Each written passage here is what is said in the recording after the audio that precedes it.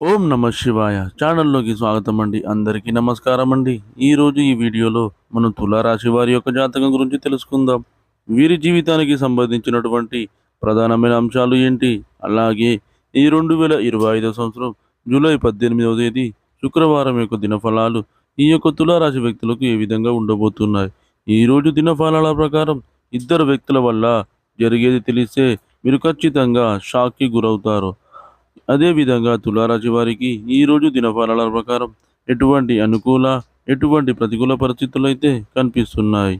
ఈరోజు దినఫలాల ప్రకారం తులారాశి వారు ప్రతికూలతను అనుకూలంగా మార్చుకోవడానికి చేయవలసినటువంటి దేవతారాధన ఏమిటి, అలాగే పరిహారాలు ఏమిటి అనే విషయాలన్నీ కూడా ఈరోజు ఈ వీడియోలో మనం వివరంగా తెలుసుకుందాం. వీడియోలోకి వెళ్ళే ముందు ఫ్రెండ్స్, మాది ఒక చిన్న రిక్వెస్ట్ అండి. మీరు కనుక మా ఛానల్ని ఇంతవరకు సబ్స్క్రైబ్ చేసుకోకపోతే వెంటనే సబ్స్క్రైబ్ చేసుకోండి. అలాగే పక్కనే ఉన్న గంట సింబల్ మీద ఆల్ అప్డేట్స్ అని క్లిక్ చేయండి. అప్పుడే మేము అప్లోడ్ చేసే ప్రతి వీడియోకి మీకు నోటిఫికేషన్ అనేది వస్తుంది. నోటిఫికేషన్ రాగానే మీరు వీడియో ఓపెన్ చేసి మీ రాశి గురించి, మీ జాతకం గురించి తెలుసుకోవచ్చు. ఇక ఏమాత్రం ఆలస్యం చేయకుండా వివరాల్లోకి వెళ్తే కనుక, తులారాశి అనేది రాశి చక్రంలో 7వ రాశి.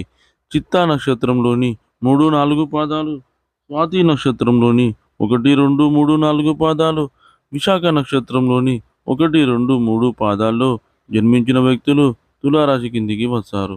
ఈ రాశికి అధిపతి వచ్చేసి శుక్రుడు. ముందుగా వీరి యొక్క వ్యక్తిత్వాన్ని మనం గమనించినట్లయితే గనక, తులారాశి వారు చాలా మంచి మనస్తత్వాన్ని కలిగి ఉంటారు.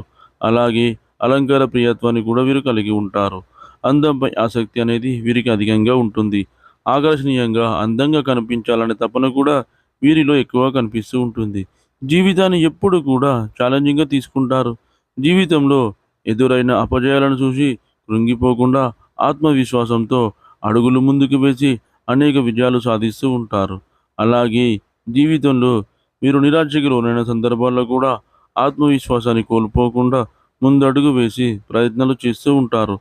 కాస్త ఆలస్యమైనా సరే విజయం వీరిని ఖచ్చితంగా వరిస్తుందని చెప్పుకోవచ్చు.